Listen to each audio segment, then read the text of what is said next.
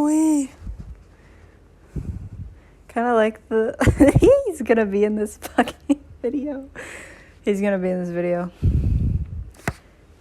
Him.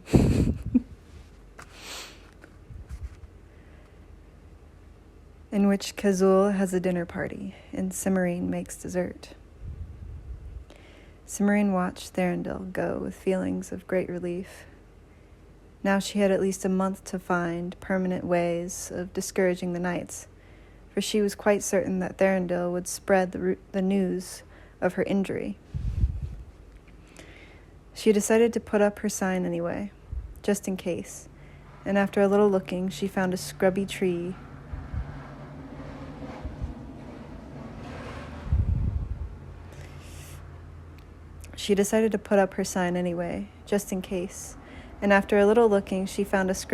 beside the path and hung the sign on it. On her way back to Kazul's cave, she noticed that the two pieces of the ledge were still invisible, and she was very careful about crossing them. She looked down once, out of curiosity, and was immediately sorry. She was not comfortable with the sight of her own feet firmly planted on nothing at all, with the sharp, spiky tops of spruce trees in full view some 50 feet below. Kazul arrived only a few minutes after Cimarine herself. Cimarine was looking for some thread to mend her skirts, which had gotten torn and stained while she was climbing along the ledge, when she heard the unmistakable sounds of a dragon sliding into the main cave. "Cimarine?" Kazul's voice called. "Coming," Cimarine called back, abandoning her search. She picked up her lamp and hurried out to greet Kazul. "I'm glad to see you're still here," Kazul said mildly as Cimarine came into the large cave. "Moranz was quite sure you'd run off with a knight or a wizard. I couldn't make out for certain which. Is Moranz the yellow-green dragon who wanted to eat me?" Cimarine asked. "Because if he is, he's just trying to make trouble." "I'm well aware of that," Kazul said with a sigh that sent a burnt bread smell halfway across the cave. I also like how they describe in this book what the dragons smell like. I think they described it as a cinnamon type smell, and I really like that. But things would be easier for me if you didn't provide him with any material to make trouble with. Exactly what happened? "Well, Moren came to visit this afternoon," Cimarine began. "We were talking about all the interruptions I've been having, and she suggested putting up a sign. She explained why she had gone to put up the sign herself and told Kazul in detail about her meetings with the wizard, the dragon, and the prince." "So Moren was here," Kazul said. She sat back, and the scales on her tail rattled comfortably against the floor. "That simplifies matters. Did you bring the sign back with you?" "No, I found a tree and hung it by the path," Cimarine said, wondering what this was all about, in case Thranduil doesn't tell everyone about my ankle after all. "Better still," Kazul said, and smiled fiercely, showing all her teeth. "Morenz is going to regret meddling." "Meddling in what?" "My business." "I'd like a little more of an explanation than that, if you don't mind giving one," Cimarine said with a touch of exasperation. Kazul looked startled, then thoughtful. Then she nodded. "I keep forgetting that you're not as empty-headed as most princesses," she said. "Sit down and make yourself comfortable. This may take a while." Cimarine found a rock and sat on it. Kazul settled into a more restful position, folded her wings neatly along her back, and began. "It has to do with status. It has to do with status. Dragons aren't required to have princesses, you see. Most of us don't. There are never enough to go around, and some of us prefer not to have to deal with the annoyance that comes with them. Knights," Cimarine guessed. "Among other things," Kazul said, nodding. "So having a princess in residence has become a minor mark of high status among dragons." "A minor mark?" Kazul smiled. "I'm afraid so. It's the equivalent of..." Oh, serving expensive imported fruit at dinner. It's a nice way of showing everyone how rich you are, but you could make just as big an impression by having some of those fancy pastries with the smooth glazed icing and spun sugar roses. I see, Cimmerian did see, though she found herself wishing that Kazul had found something else to compare it to. The talk of dinner reminded her too much of Moren's repeated desire to eat her. Moren's is young and not very bright, I'm afraid, Kazul said, almost as if she had read Cimmerian's mind. He seems to have the mistaken impression that if a princess behaves badly, it reflects on the dragon who captured her. Possibly it comes from his inability to keep any of his own princesses for more than a week. Some of the lesser dragons were very snide about it when he lost his third one in a row. I believe she sneaked out while he was napping. I don't see how he can blame his princesses, Cimmerian objected. I mean, if most princesses are unwilling, it must be fairly usual for them to try to get away.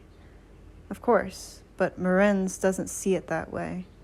He's been trying to catch someone else's princess in similar foolishness for years, and he's quite sure he's finally done so. He's undoubtedly spreading the story of your escape far and wide at this very minute. Oh dear, said Cimmerian. Kazul smiled again, and her teeth glittered silver in the lamplight. He'll look extremely foolish when it becomes obvious that you're still here. Which is one reason I've asked a few of my friends to dinner tonight. You've what? Cimmerian said, and all her worries about Morenz were instantly replaced by worries about fixing dinner on short notice for an unknown number of dragons. How many? What time will they be here? Where are we going to put them all? 6. Around 8:30, in the banquet cave. And you won't be doing anything but dessert. I've already arranged for the rest of the meal. Arranged? With whom? Balamor, the giantess. She's loaned me the cauldron of plenty that she uses when her 12-headed son-in-law drops in for dinner unannounced. It'll handle most things, but all it can produce in the way of dessert is burnt mint custard and sour cream and onion ice cream. Sour cream. Okay. Ugh, said Cimmerian. I see your problem. Exactly. Can you manage? Not if you want Cherry's Jubilee, Cimmerian said, frowning. I haven't got a pot large enough to make 7 dragons worth of Cherry's Jubilee. Would chocolate mousse do? Chocolate mousse! Oh my god! Cherry's Jubilee? I just want dessert, bro. Okay. Let's see. I can make 2 or 3 batches, and there should be time for all of them to chill if you're not starting until 8:30. Chocolate mousse will be fine, Kazul assured her. I love Kazul. No! I love her! I love her so much. Kazul assured her. Come along, and I'll show you where to bring it. Cimmerian picked up a lamp and followed Kazul into the public tunnels that surrounded Kazul's private caves. She was a little surprised, but when she saw the size of the banquet cave, she understood. It was enormous. 50 or 60 dragons, perhaps even 100 of them, would fit into it quite comfortably. Obviously, it had been a public room. There simply wasn't enough space under the mountains of mourning for every dragon to have a cave this size. Kazul made sure Cimmerian could find her way to the banquet cave without help, and then left her in the kitchen to melt slabs of chocolate and whip gallons of cream for the mousse. By the time she finished, she was hot and tired, and all she really wanted to do was to take a nap. But Kazul was expecting her to serve the mousses, and Cimmerian wasn't about to appear before all those dragons in her old clothes with sweaty straggles of hair sticking to her neck and a smear of chocolate across her nose. So instead of napping, she pumped a cauldron of water. Oh my god, I don't know why I'm tripping, girl, I'm tripping. She pumped a cauldron of water, heated it on the kitchen fire, and took a bath. You went dark. You went dark.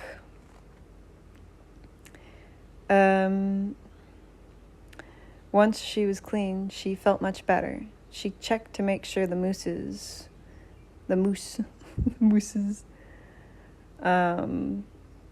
Once she was clean, she felt much better. She checked to make sure the moose was setting properly, then went into her own rooms to decide what she would wear.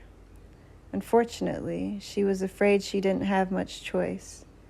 The wardrobe in her bedroom was full of neat, serviceable dresses suitable for cooking in or rummaging through treasure, but the only dressy clothes she had were the ones she had arrived in.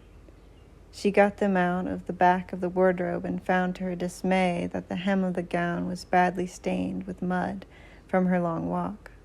There was no time to clean it. She would have to wear one of the everyday dresses. With a sigh, Summerine turned back to the wardrobe and opened it once more to look for the nicest of the ordinary clothes. She gasped in surprise. The hangers were now full of the most beautiful gowns she had ever seen. Some were silk, and some were velvet, some were heavy brocade, and some were layers of feather-like gauze. Some were embroidered with gold or silver, and some were sewn with jewels. Well, of course, Summerine said aloud after a stunned moment. Why would a dragon have an ordinary wardrobe? Of course it's magic. What's in it depends on what I'm looking for. One of the wardrobe doors waggled slightly, and its hinges creaked in smug agreement. Summerine blinked at it, then shook herself and began looking through the gowns. She chose one of red velvet, heavily embroidered with gold, and found matching slippers in the bottom of the oblong wardrobe. She let her black hair hang in loose waves nearly to her feet, and even dug her crown out of the back of the drawer where she'd stuffed it on her first night. She finished getting ready a few minutes early. Feeling very cheerful, she went to the kitchen to fetch the moose. It took Summerine 4 trips to get the moose down to the serving area just off the banquet cave. A dragon-sized serving was a little over a bucketful, and she could barely manage to carry 2 at a time. When everything was ready, she stood in the serving area and waited nervously for Kazul to ring for dessert. She could hear the muffled booming of the dragon's voices through the heavy oak door, but she could not make out what any of them were saying. The bell rang at last, summoning Summerine to serve dessert.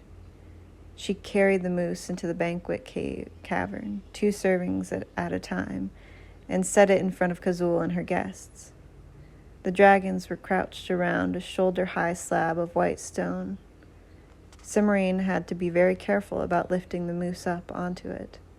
Fortunately, she didn't have to wonder which dragon to serve first. She could tell which dragons were most important from their places at the table, and she made a silent apology to her protocol teacher, who had insisted that she learn about seating arrangements. Protocol had been one of the princess's lessons Summerine had hated most. As she set the last serving in front of Kazul, one of the other dragons said in a disgruntled and vaguely familiar voice, "I see the rumors are wrong again, Kazul. Or did you have to go after her and haul her back the way the rest of us do?" Summerine turned angrily, but before she could say anything, a large gray-green dragon on the other side of the stone slab said, "Nonsense, Warrung. Girls got more sense than that. You shouldn't listen to gossip. Next thing you know, you'll be chasing after that imaginary wizard Garun's been on about." Summerine recognized the speaker at once. He was Roxem, the elderly dragon she had given 4 of her handkerchiefs to. "I suppose it was that idiot Morenz again, trying to cause trouble," the purple-green dragon said with bored distaste. "Someone should do something about him." "Kazul still hasn't answered my question," Warrung said, and his tail lashed once like the tail of an angry cat. "And I'd like her to do so if the rest of you will stop sidetracking the conversation." "Here now," that's how I want to say that. "Here now," Roxem said indignantly. "That's a bit strong, Warrung. Too strong, if you ask me." "I didn't," Warrung said. "I asked Kazul, and I'm still waiting. I'm very pleased with my princess, Kazul said mildly. And no, I didn't have to haul her back, as you would realize if you'd given the matter a little thought. Or does your princess normally leave 7 servings of chocolate mousse in the kitchen when she runs away? Hear, hear, Roxham said. Simmery noted with interest that Warrung's scales had turned an even brighter shade of green than normal, and that he was starting to smell faintly of brimstone. One of these days you'll go too far, Kazul, he said. You started it, Kazul pointed out. She turned to the gray dragon. What's this about garum and a wizard?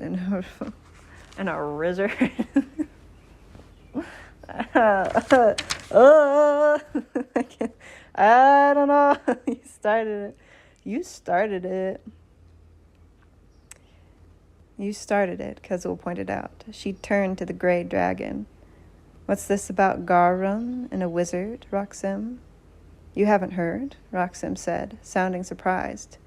Garum's been raving about it for weeks. Somebody snuck into her cave and stole a book from her library. No traces, but for some reason she's positive it was a wizard.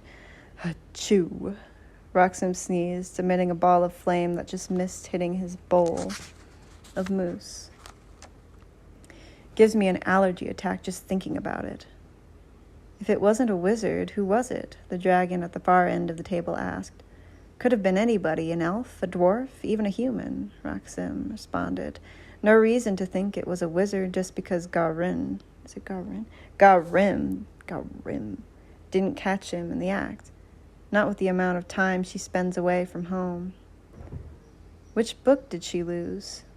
Said the thin, brownish-green dragon next to Kazul. What does it matter? The purple-green dragon muttered. Some history or another. And that's another thing. What would a wizard want with a history book? No, Garim's making a lot of fuss over a common thief. That's what I say. It could have been a wizard, said the dragon at the far end. Who knows why they want the things they want? Ridiculous, Roxem replied with vigor. A wizard wouldn't dare come through this part of the mountains. They know what we'd do to him. By George, he's British. Roxem's British, too. By George, beg pardon. He added to the silver-green dragon next to him, who appeared to have been rather shocked by his language. I'm afraid you're wrong there, Kazul said. Cimmerian met one today, less than 2-minute flight from the cave to Misaba, less than a 2-minute flight from my cave. What? Roxem said. You're sure? That's done it. The purple-green dragon rolled his head in an irritated gesture. What? So that his scales made a scratching noise as they rubbed together. You'll never get him to quit talking about it now. Quite sure, Cimmerian assured Roxem, after glancing at Kazul to make sure she was expected to answer Roxem's question for herself. He made 2 bits of the ledge I was standing on turn invisible, so I would think it wasn't safe to keep going. Certainly sounds like a wizard to me, the dragon at the far end commented. What did he look like? Asked the silver-green dragon. Cimmerian described the wizard as well as she could, then added, he said his name was Zeminar. Zeminar? That's ridiculous, Warrung snorted. Zeminar was elected head of the Society of Wizards last year. He wouldn't waste his time playing games with somebody's princess. Not unless he had a great deal to gain by it, the thin dragon said in a thoughtful tone. She turned her head and looked speculatively at Cimmerian. Such as, Warrung said. He waited a moment, but no one answered. No, I can't believe it was Zeminar. The girls made a mistake, that's all. Perhaps it wasn't him, Cimmerian said, holding on to her temper as hard as she could. I've never met Zeminar, so I wouldn't know, but that's who he said he was. And wouldn't it be amusing if she were right, the purple-green dragon said, showing some interest in the proceedings for the first time. I don't see that it matters, the silver-green dragon said. The important thing is that he was a wizard, poking around smack in the middle of our mountains. What are we going to do about it? Tell King Tokaz, Roxem said. It's his job to handle this sort of thing, isn't it? What can Tokaz do about it? Horung said, and there was a faint undercurrent of contempt in his tone. You guys are dark.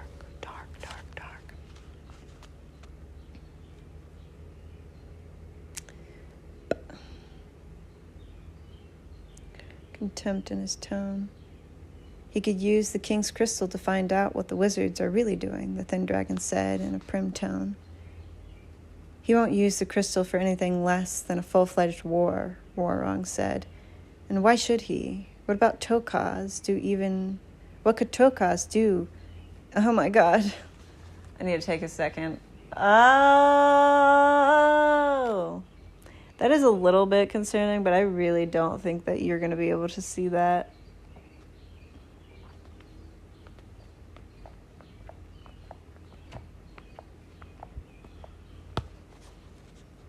How long has this been going for? 21.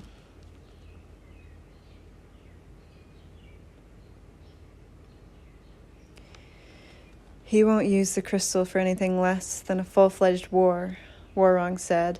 And why should he? What could Tokaz do, even if he did find out some wizard was preying on poor defenseless dragons like Garvin? Lodge a formal protest with the Society of Wizards, Roxem answered promptly, ignoring Horung's sarcasm.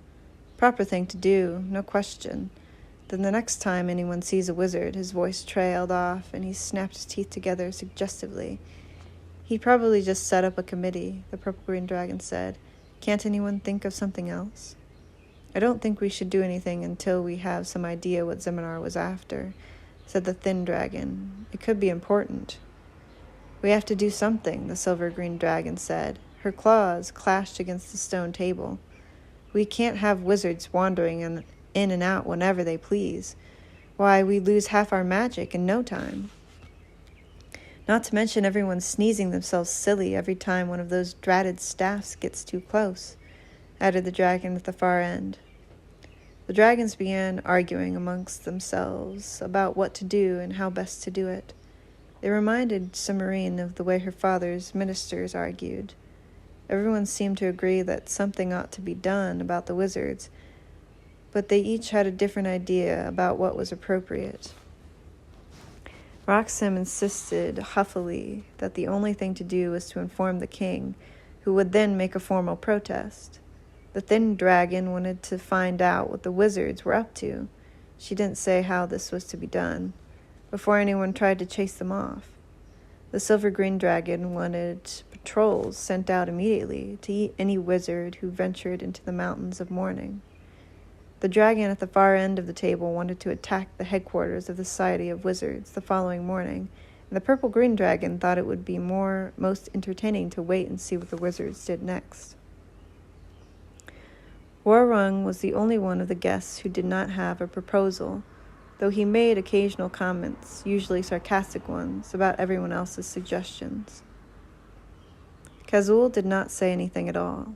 Cimmerian was at first surprised and then puzzled by her silence, since Kazul was the one who had set the whole discussion going to begin with. As the argument grew more heated, however, Cimmerian began to be glad that there was at least one dragon present who was not involved in it. The dragon at the far end of the table was starting to breathe little tongues of fire at the purple-green dragon, and Roxem was threatening loudly to have another allergy attack.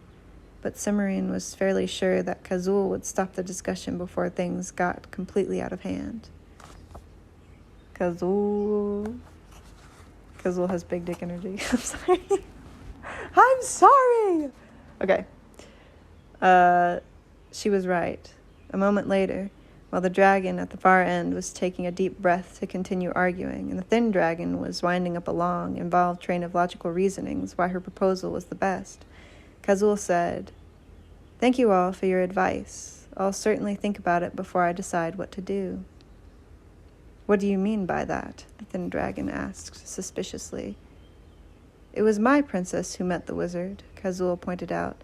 "Therefore, it is my decision whether to report the matter to the king, or to take some action on my own, or to ask for cooperation from some of you. None of the other dragons appeared to like hearing this, but to Cimmerian's surprise, none of them gave Kazul any argument about it, because she has big dignity. The dragon at the far end of the table made a few half-hearted grumbles, but that was all, and the conversation turned to the intricacies of several draconian romances that were currently in progress. As soon as her guests appeared to have calmed down, Kazul gave the signal for the empty moose dishes to be taken away, so Cimmerian only heard a few incomprehensible snatches of the new conversation. She did not really mind. She had plenty to think about already.